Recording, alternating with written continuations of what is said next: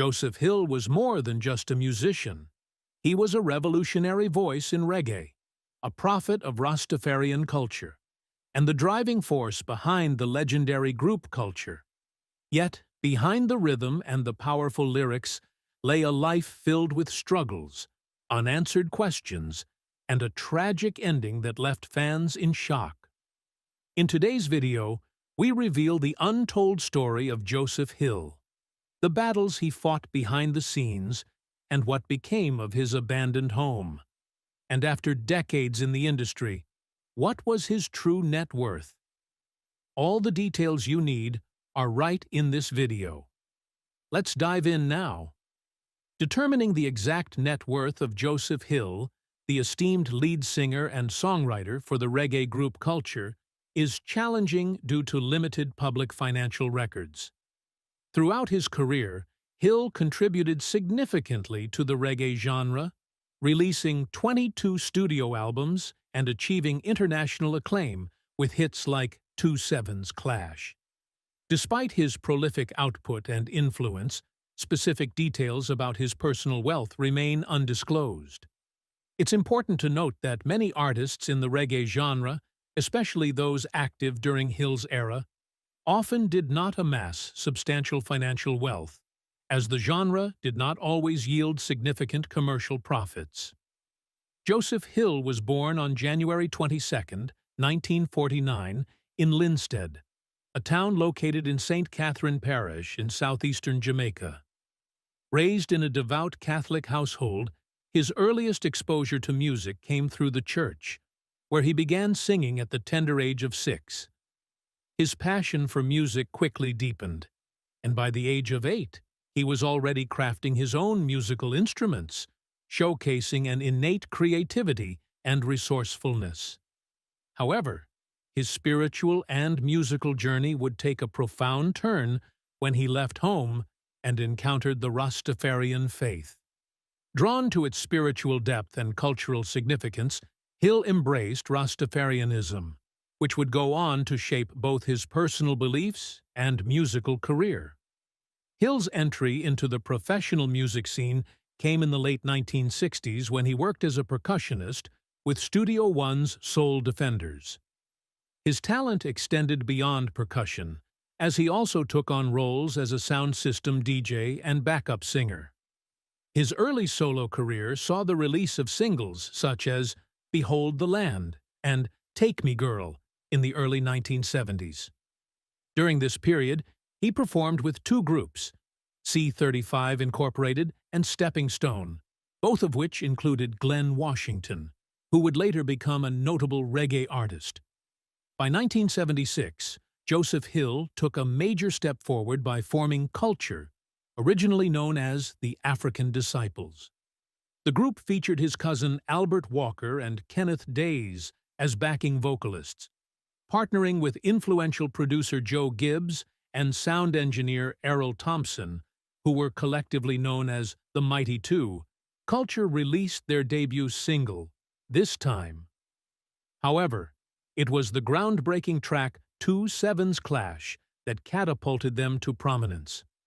The song, a prophetic Rastafarian vision warning of an impending apocalypse, struck a chord with listeners, especially in 1977, a year marked by political turmoil and violence in Jamaica. The song also became the title track of their debut album, which was both a critical and commercial success. The album's themes of racial inequality, economic hardship, and spiritual resilience resonated not only in Jamaica, but also in the United Kingdom, where it found an unlikely audience among the emerging punk rock movement. Building on their momentum, Culture released their second album, Bald Head Bridge, in 1978, under Joe Gibbs's label. That same year, they transitioned to Sonia Pottinger's High Note label, where they swiftly recorded 3 significant albums, Harder Than the Rest, Kumbolo, and International Herb. This period was particularly momentous, as the trio performed at the legendary One Love Peace concert in 1978, an event aimed at uniting Jamaica's politically divided communities. They also embarked on a UK tour, backed by the Revolutionaries, further expanding their international reach. In 1981, Joe Gibbs released another Culture album, More Culture, adding to their growing discography. However, in 1982, Culture temporarily disbanded. During this hiatus, Joseph Hill released a solo album, Lion Rock, under Heartbeat Records in the United States, while Walker and Days worked with producer Henry Junjo Laws on separate projects. The group reunited in 1986, bringing a refined yet familiar sound that incorporated a broader range of musical influences. Their comeback albums, Culture at Work and Culture in Culture, were met with critical acclaim, reaffirming their relevance in the reggae scene. The late 1980s and early 1990s saw Culture continue to record and tour extensively. They released albums such as Nuff Crisis, Good Things, and Wings of a Dove, each maintaining their signature sound and socially conscious messages. Despite lineup changes, Kenneth Days departed in 1993 to pursue a solo career in dancehall, with Irelano Malamo of Dub Mystic stepping in, and later being replaced by veteran singer Telford Nelson in 1999. Culture remained a formidable presence in reggae music. In the early 2000s, Joseph Hill remained committed to both his roots and his evolution as an artist. He collaborated with contemporary reggae icons such as Buju Banton and Anthony B., bridging generational gaps while preserving the authenticity of his message. His contributions to reggae were widely recognized, culminating in his induction into the Jamaica Reggae Hall of Fame and receiving the Independence Award from the Prime Minister of Jamaica in 2005. Joseph Hill's legacy as a reggae pioneer is indelible. Even years after his passing, his influence endures, inspiring new generations of musicians and fans alike. Next, let's explore the house that used to be his now. Old House in Manning's Hill, Jamaica. Nestled in the tranquil hills of Manning's Hill, Jamaica, this exquisite 3,500-square-foot residence has long been associated with a renowned figure who sought solace from the demands of a high-profile career. While details remain unclear about whether he owned or rented the property, one thing is certain: this home was his sanctuary, a place where he could escape the pressures of the spotlight and recharge between tours. Today, the residence stands having undergone extensive renovations that have enhanced its charm while preserving its timeless appeal. The moment one steps inside, they are welcomed by an open-concept layout that seamlessly merges the spacious living and dining areas. This design choice not only maximizes natural light, but also fosters a warm and inviting atmosphere, making it the perfect setting for both intimate family gatherings and grand-scale entertaining. At the heart of the home is a state-of-the-art gourmet kitchen, designed to meet the needs of even the most discerning chefs. Featuring a large center island, top-of-the-line appliances, and ample counter and storage space, this kitchen is as functional as it is stylish. The residence boasts 6 generously sized bedrooms and 5 meticulously designed bathrooms, each crafted with high-end finishes and modern amenities.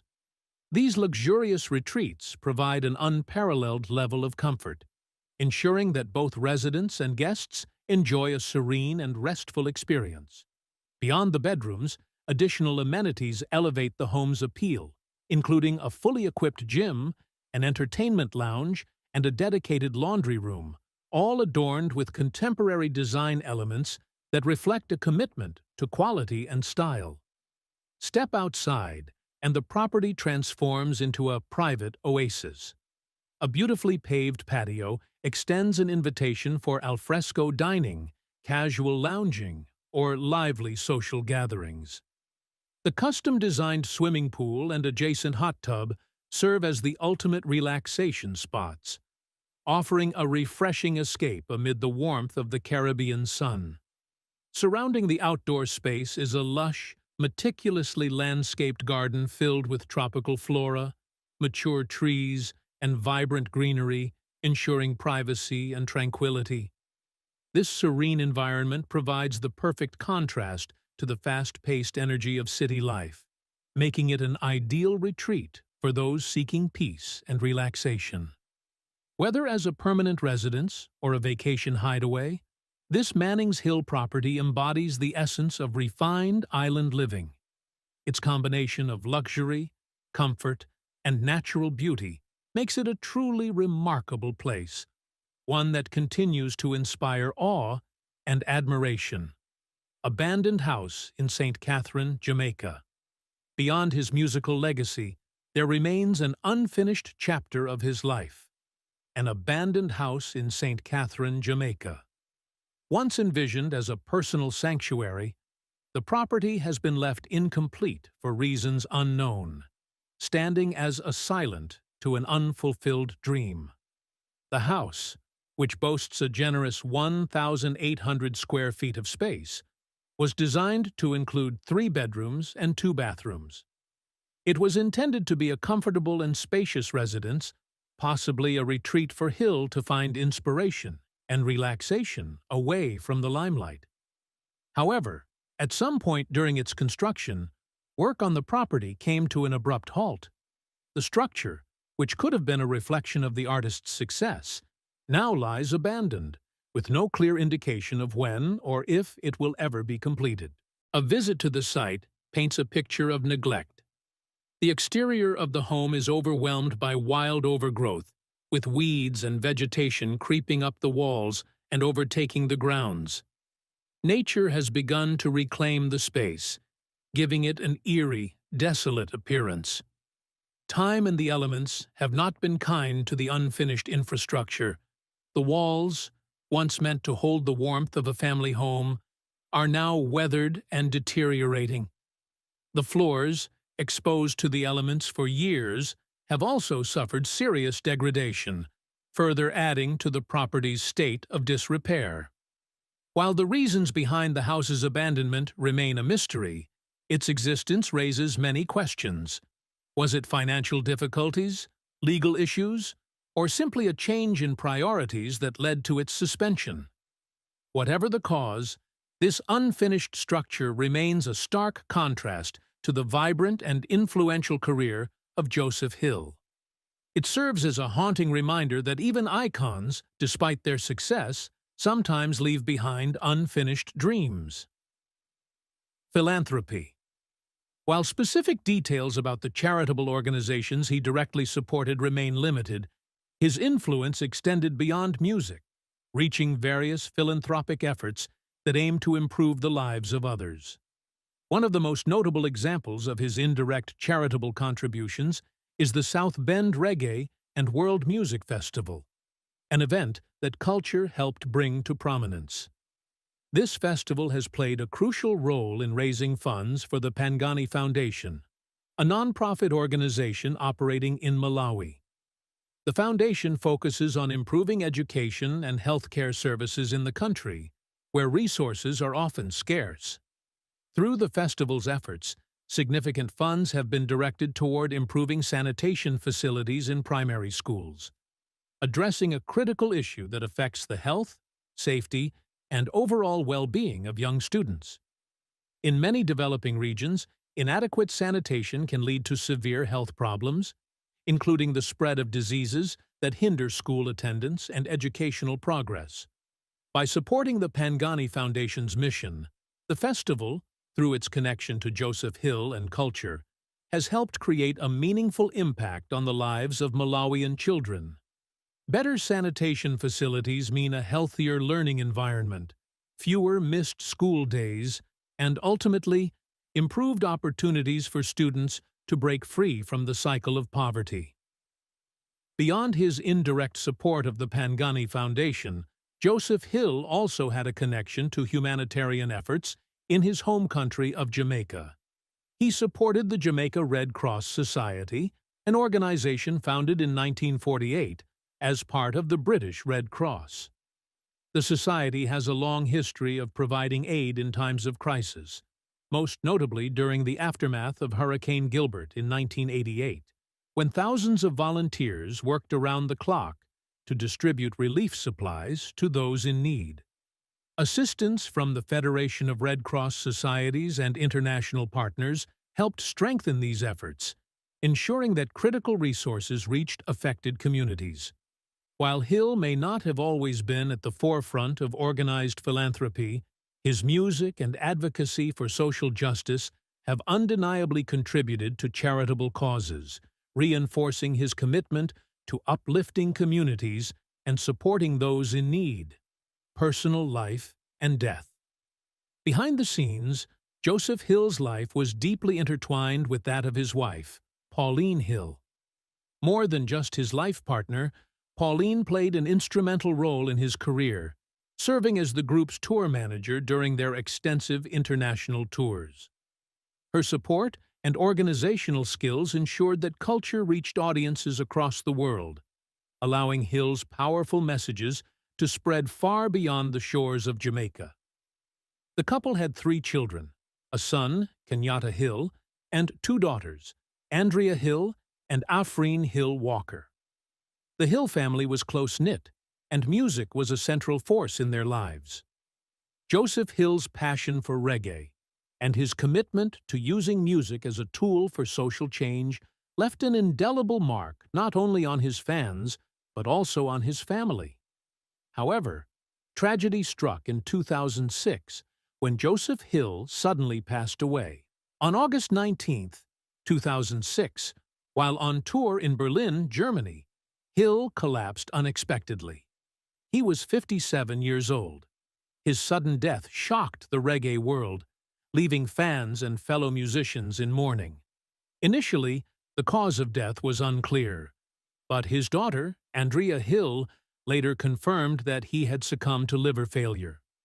His widow, Pauline Hill, further elaborated that his passing was due to cirrhosis of the liver, a condition brought on by years of heavy drinking and smoking. Hill's funeral, held in September 2006, was a moment of collective grief and reflection. Dignitaries, musicians, and fans gathered to pay their respects to the reggae icon. Among those who honored his memory was Jamaican Prime Minister Portia Simpson Miller, who acknowledged his immense contributions to Jamaican culture and music. Despite the heartbreaking loss, the legacy of Joseph Hill did not end with his passing. His son, Kenyatta Hill, stepped forward to continue his father's work.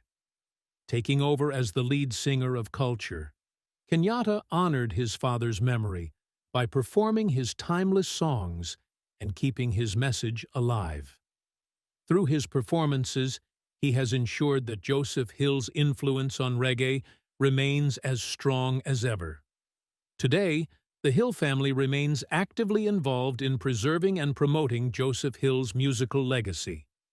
His songs continue to resonate with audiences worldwide, and his impact on reggae music endures. If you found this exploration fascinating, don't forget to like, subscribe, and share your thoughts in the comments below. What part of Joseph's story impacted you the most? Let's keep the conversation going. Thank you for watching this video, and see you in the next videos. Goodbye.